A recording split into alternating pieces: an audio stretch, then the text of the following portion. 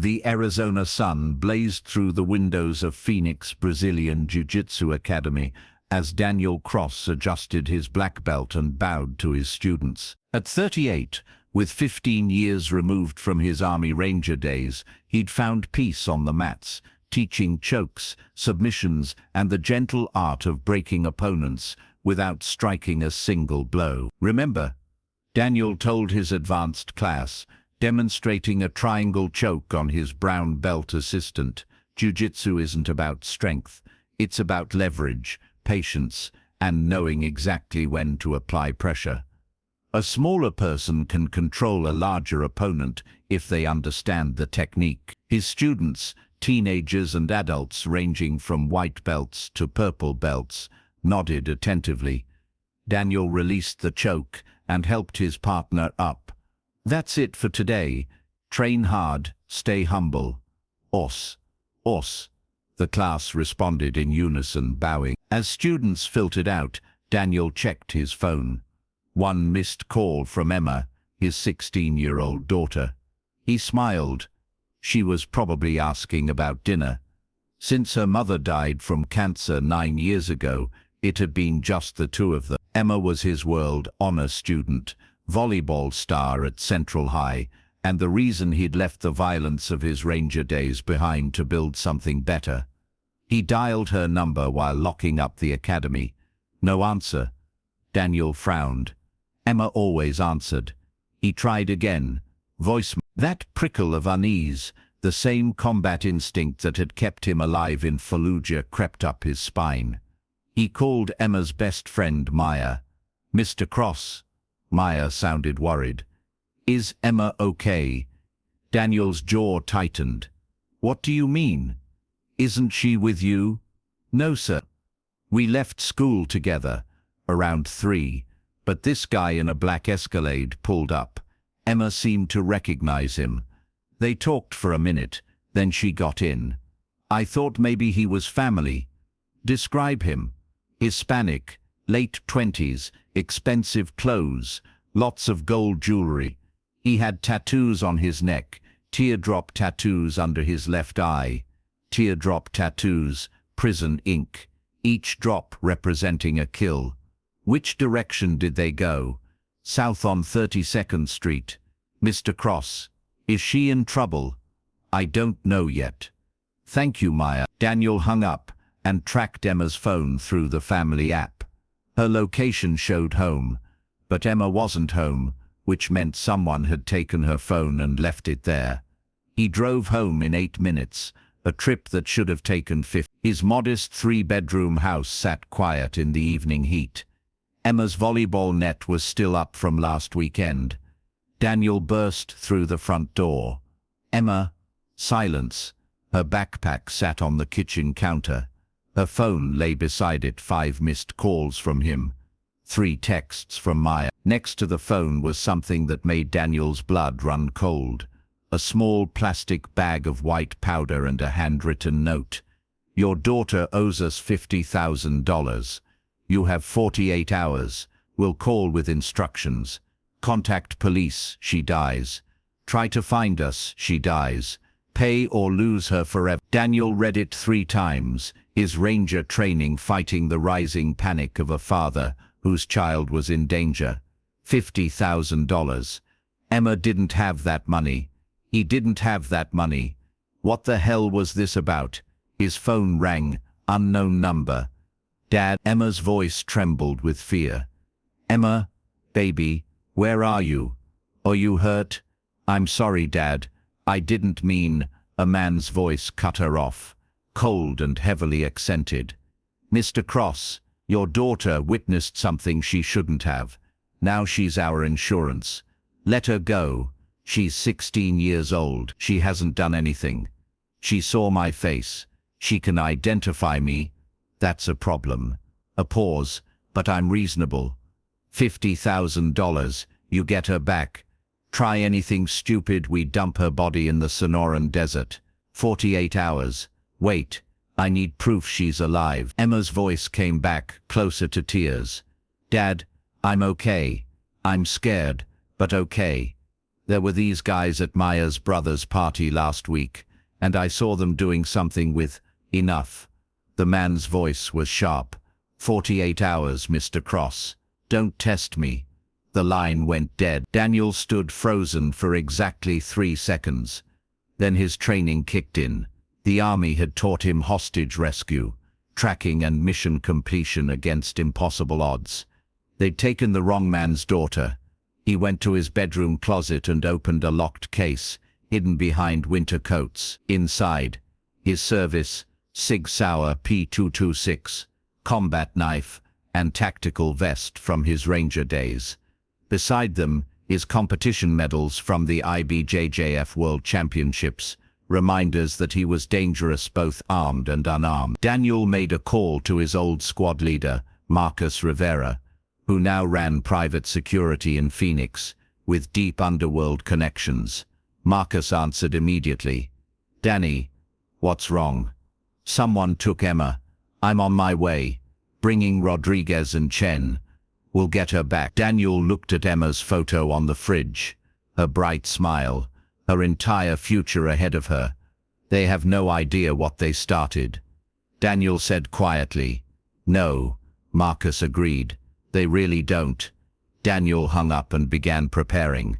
They'd taken his daughter, now they'd learn what a ranger and a jiu-jitsu black belt could do when everything he loved was threatened.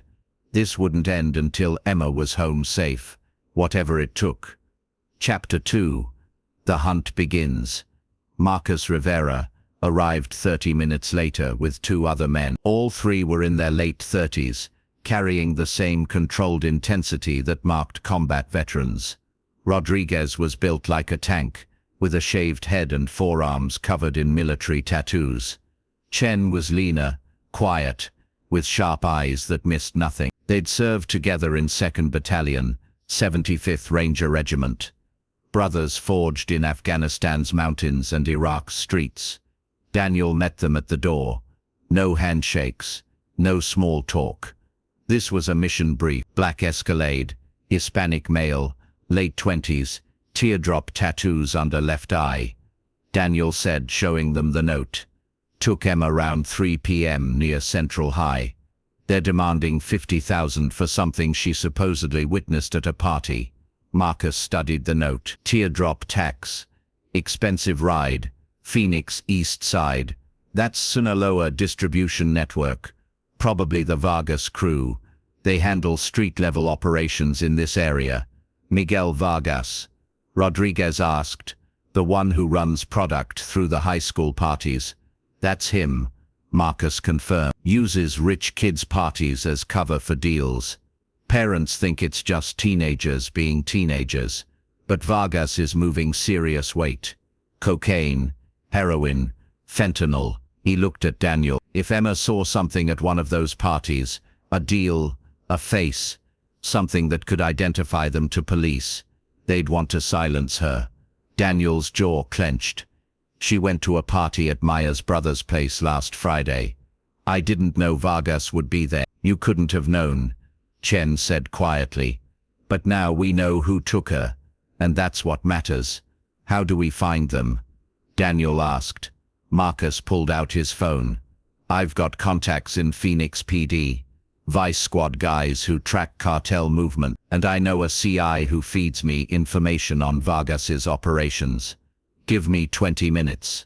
While Marcus made calls, Rodriguez set up a laptop on Daniel's kitchen table, pulling up satellite maps of Phoenix's east side. "Vargas operates out of 3 main locations we know about: a warehouse in the industrial district, a strip club on Van Buren that's a front for money laundering, and a house in Guadalupe." Chen checked his weapon. "A Glock 9. If they're holding Emma, it'll be somewhere they can control. Not the strip club, too public. The warehouse is possible, but the house is most likely. It's isolated, gated, and Vargas has it fortified." Daniel felt his training taking over, pushing aside the panic. This was a tactical problem: hostage rescue, asset recovery. He'd done it dozens of times in Afghanistan, except this time, the asset was his daughter. Marcus returned, his expression grim. "Got confirmation.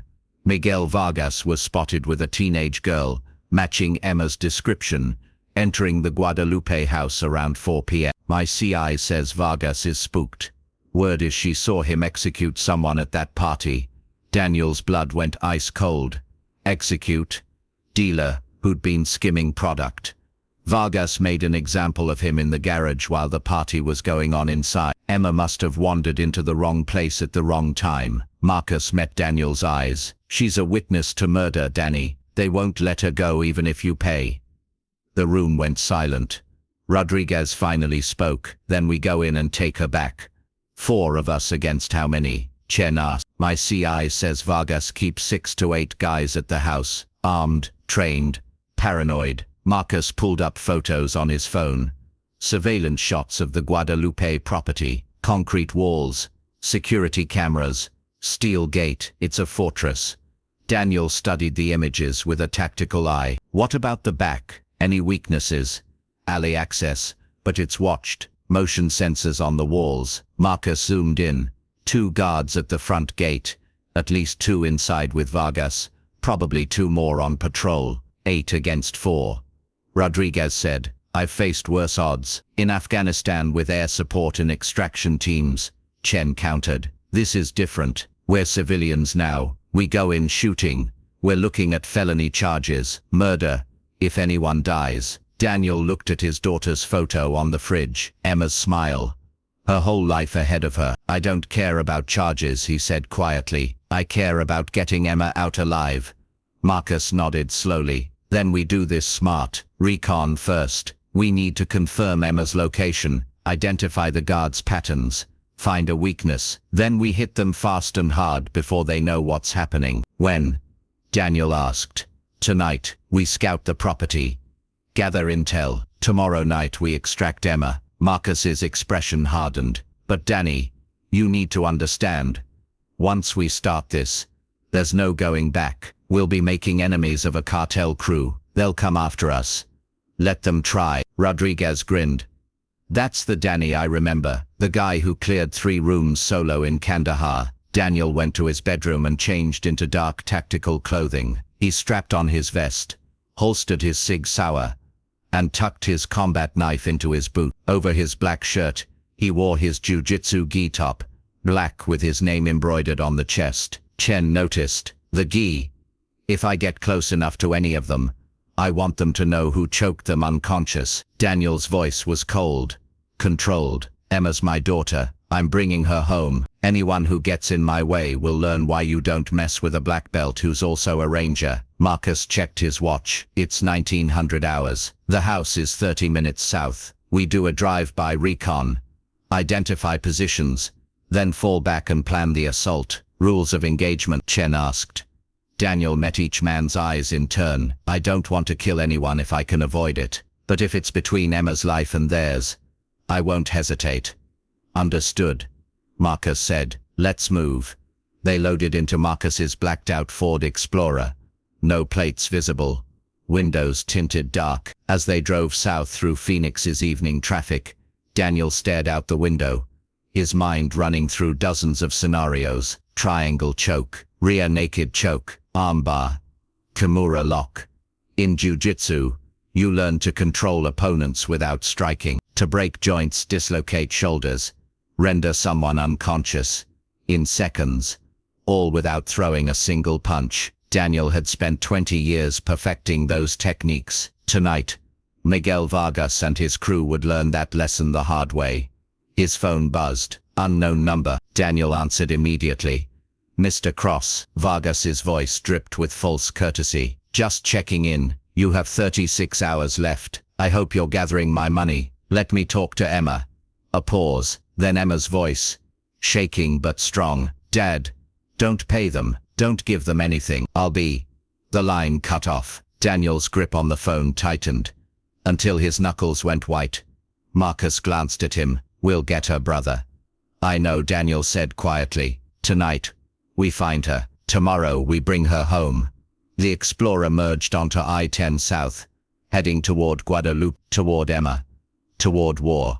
Chapter 3. Recon and Revelation. The Guadalupe house sat at the end of a dead-end street. surrounded by chain-link fences and desert scrub. Marcus drove past slowly, headlights off, using the ambient streetlight to observe. Daniel studied every detail through binoculars. Concrete walls, 8 feet high, steel gate at the entrance with 2 guards visible. Young, armed with what looked like AR-15s, security cameras on each corner. The house itself was a sprawling single-story structure with bars on the windows and reinforced doors. "It's a damn fortress," Rodriguez muttered from the back seat. "There," Chen pointed. "Alley access on the west side, camera coverage. But there's a blind spot near that dumpster." Marcus parked 3 blocks away. They exited the vehicle silently, moving through the shadows like the ghosts they'd once been in Kandahar. Daniel's heart pounded, but his breathing remained controlled, the same pre-mission calm he'd learned in ranger school. They approached the property from the west, staying low. The desert air was cooling rapidly as night settled over Phoenix. Dogs barked in the distance. A helicopter passed overhead, searchlights sweeping blocks away. Daniel crouched behind the dumpster Chen had identified, studying the property through night vision binoculars Marcus had provided. He counted 6 visible guards, 2 at the gate, 2 patrolling the perimeter, 2 more visible through windows inside the house. Movement. Second window from the left. Daniel whispered. Marcus looked. "That's a bedroom. Bars on the window, but I see someone inside." Daniel's breath caught. Through the window backlit by a lamp, he saw her, Emma, sitting on a bed, hands zip-tied in front of her, looking small and scared but unharmed. "That's her," Daniel said, his voice tight. "She's alive." Guard posted outside her door. Chen observed. 1 man, armed.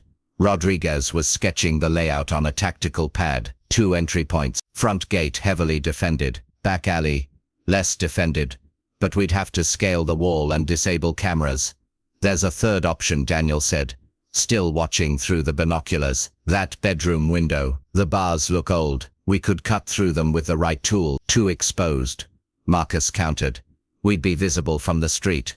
Not at 3 a.m. when traffic is dead, and their guards are tired." Daniel lowered the binoculars. "We create a distraction at the front gate. While they respond, we go in through the back, cut the bars, extract Emma through the window. Fast and surgical."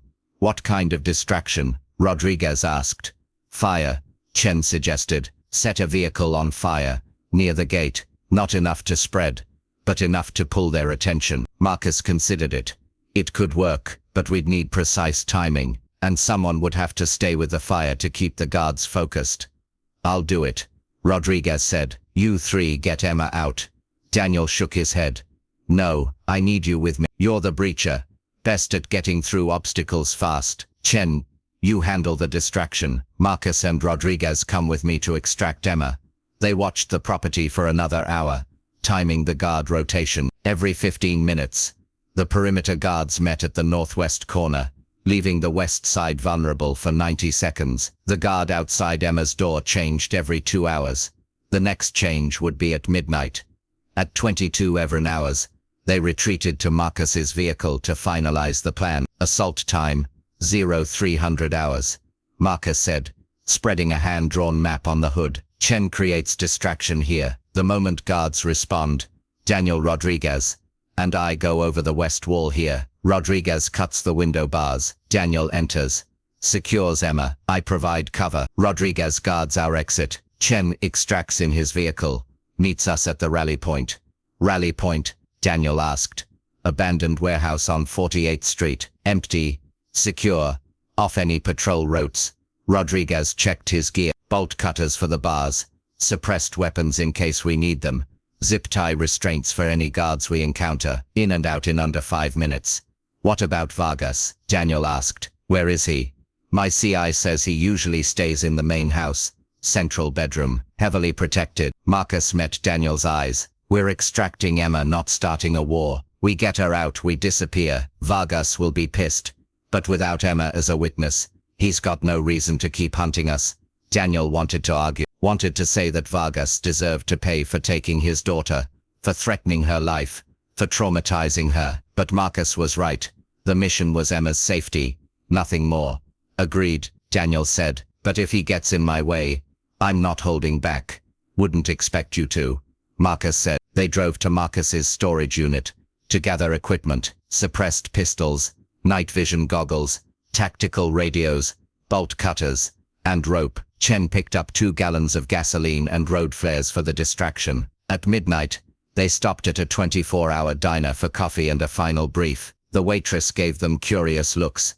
4 men in dark clothing, speaking in low tones, clearly planning something, but this was Phoenix. She'd seen worse. Daniel checked his phone compulsively. No messages, no calls. Emma's phone was still showing at his house. Useless. She's strong, Marcus said, reading his mind. Takes after her old man. She'll hold together until we get her out. She's 16, Marcus. She shouldn't have to be strong. She should be worrying about volleyball and homework. Not, Daniel's voice broke slightly, not whether she's going to die. Rodriguez put a hand on Daniel's shoulder. We've pulled people out of worse situations, brother. Remember Mosul, that aid worker held by ISIS for 3 months? We got her out. That was different. We had intel, air support, a whole platoon. We had each other. Chen corrected. That's all we've ever needed. 4 Rangers. 1 mission. We've never failed a rescue op yet. Daniel looked at his brothers. Men who'd bled with him, fought beside him, saved his life more times than he could count. They'd all left the army, started civilian lives, but when he called, they came without hesitation. Thank you, Daniel said quietly, for dropping everything, for risking everything. Emma's family, Marcus said simply. That makes this personal for all of us. They finished their coffee and drove to a safe house. Marcus maintained a small rental property he used for operations like this. Inside they geared up properly. Tactical vests, communication equipment, weapons checks. Daniel strapped on his vest and adjusted his gi top over it. The black belt was tied perfectly. Muscle memory from 10,000 times tying it on the mats. The gi's a psychological weapon, Daniel explained, catching Rodriguez's questioning look. When I get close enough to grab them, they'll see the black belt. They'll know in their last conscious moments exactly who beat them. Poetic, Chen said with a slight smile. At 2:30 hours they rolled out. The Phoenix streets were empty. Just a few homeless people and late-night workers heading home. The city felt different at this hour. Quieter, more dangerous. Like anything could happen, and no one would notice. They parked 2 blocks from the target. Final equipment check. Radio test. Everyone's gear was perfect. Remember, Marcus said, his voice low and commanding. Precision over speed. Emma's safety is priority 1. If something goes wrong, we abort and regroup. Clear, clear, clear, they responded in unison. Daniel, Marcus turned to him. When we get Emma out, she's going to be scared, maybe traumatized. You'll need to stay calm for her. Can you do that? Daniel nodded. I've got her. They synchronized watches. 47 hours, 13 minutes to assault. Daniel closed his eyes and centered himself, using breathing techniques from Jiu-Jitsu. In through the nose, out through the mouth, heart rate slowing, mind clear. He thought of Emma teaching her to ride a bike, watching her first volleyball game, helping with homework at the kitchen table. All those small moments that made a life. He was getting her back, whatever it took. 2 minutes. Marcus. They moved into position, shadows flowing through the Phoenix night. The rescue was about to begin. Chapter 4. The extraction. At precisely 030 hours, Chen ignited the sedan he'd positioned near the front gate. Flames erupted, and within seconds the guards were shouting, running toward the fire with extinguishers. Go, go, go, Marcus whispered into the radio. Daniel, Marcus and Rodriguez scaled the west wall in under 10 seconds. They dropped silently into the compound's backyard. Overgrown grass, scattered trash, a rusted barbecue. The house loomed ahead, Emma's window glowing faintly. Rodriguez moved to the window with bolt cutters while Daniel and Marcus covered him. Weapons raised. The metal bars were old, corroded. Rodriguez worked quickly, cutting through 3 bars in 90 seconds. Clear, Rodriguez whispered. Daniel holstered his weapon and squeezed through the window. The bedroom was small, single bed, bare walls, the smell of fear and sweat. Emma sat on the bed, zip-tied hands in her lap, eyes wide with terror. Then she saw him. Dad, she whispered, tears immediately streaming down her face. Daniel crossed the room in 2 steps, pulling out his combat knife. I've got you, baby. Stay quiet. He cut the zip tie. Emma threw her arms around him, shaking. They said they were going to kill me. They said, shit, not anymore. We're leaving, right now. The bedroom door burst open. A guard stood there, late 20s, Vargas crew tattoos, holding a pistol. His eyes went wide seeing Daniel. Daniel moved. Years of jiu-jitsu training took over. He closed the distance before the guard could aim, deflecting the gun hand upward. The weapon discharged into the ceiling, a deafening crack that would alert the whole house. Daniel grabbed the guard's wrist, stepped behind him, and wrapped his arm around the man's neck. Rear naked choke, one of jiu-jitsu's most effective submissions. The guard struggled, trying to break free, but Daniel's technique was perfect. Arm under the chin, squeezing the carotid arteries, cutting blood flow to the brain. 10 seconds. The guard went limp. Daniel lowered him to the floor, unconscious but alive. We're compromised. Everyone knows we're here now. Extract immediately, Marcus ordered through the radio. Daniel grabbed Emma's hand. Through the window. Marcus will catch you. Emma climbed through. Marcus caught her and handed her to Rodriguez, who started moving toward the wall. Footsteps pounded down the hallway, shouting in Spanish. Daniel was halfway through the window when 3 more guards appeared in the doorway, weapons drawn. Stop, or we shoot, one yelled. Daniel dropped back into the room, positioning himself between the guards and the window. Between them and Emma, the black belt. One guard muttered in Spanish, staring at Daniel's. That's the girl's father.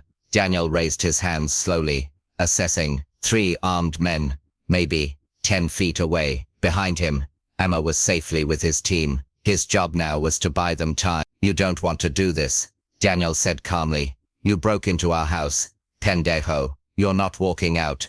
The lead guard stepped forward, weapon trained on Daniel's chest.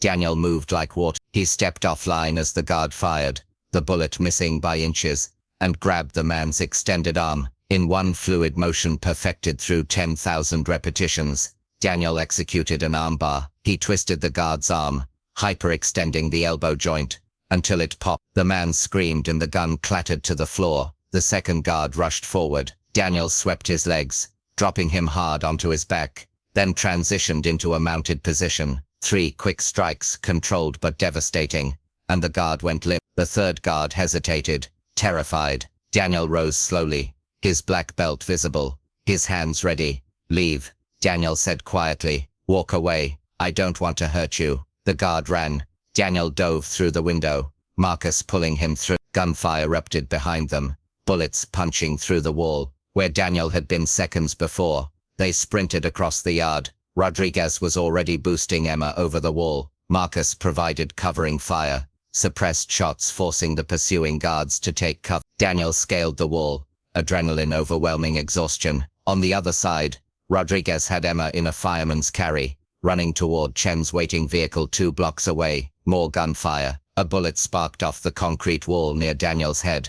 Marcus fired back, then followed. They ran through dark alleys, over fences, through yards, using every escape and evasion technique the army had taught them. Chen's SUV appeared ahead, engine running, doors open. They piled in. Chen floored the accelerator before the last door closed. Behind them, the Guadalupe house erupted with activity, guards pouring out, vehicles starting, but they were too late. Chen took 3 rapid turns, then merged onto I-10 North. Within minutes they were lost in Phoenix's urban sprawl, just another vehicle in light, early morning traffic. Daniel held Emma tight in the back seat. She was crying into his shoulder, her entire body shaking. I'm sorry, Dad.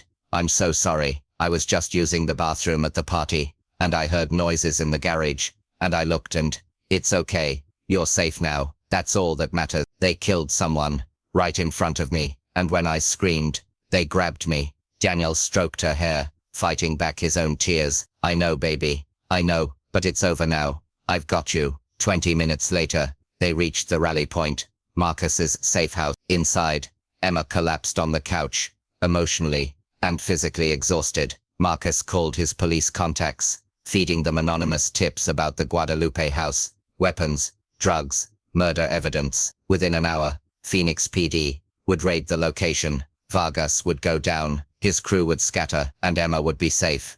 Rodriguez brought Emma water and a blanket. You're one tough kid. Your dad must be proud. Emma looked up at Daniel with red, swollen eyes. Are you? Daniel knelt beside her, taking her hands. Prouder than you'll ever know. You survived something horrific, and you stayed strong. That takes courage. I was so scared. Being scared doesn't mean you weren't brave. Bravery is being terrified and surviving anyway. Emma hugged him again, and this time Daniel let his tears fall. His daughter was safe. The mission was complete. 3 weeks later, Daniel locked up Phoenix Brazilian Jiu-Jitsu Academy. After evening class, Emma waited outside, watching through the window with a small smile. She'd started therapy, processing the trauma with a specialist who understood kidnapping victims. Some nights were harder than others, but she was healing, ready to go home. Daniel asked, emerging into the warm Phoenix evening. Actually, Emma said, I was thinking, maybe I could train with you, learn jiu-jitsu. Daniel stopped, surprised. After everything, because of everything, Emma interrupted. You saved me, Dad. You and your friends, and I never want to feel that helpless again. I want to learn how to protect myself. Daniel smiled, the first genuine smile in weeks. Then we start tomorrow. White belt, ground zero. I won't go easy on you. I wouldn't expect you to. They walked to the truck together, father and daughter, both survivors. Daniel's phone buzzed. A text from Marcus. Vargas, arrested. Murder charges. He's going away for life. It's over, brother. Daniel deleted the message and climbed into the truck. Some wars end with explosions and glory. Others end quietly, with a father and daughter driving home under the Arizona stars. Both safe, both free, and that was enough.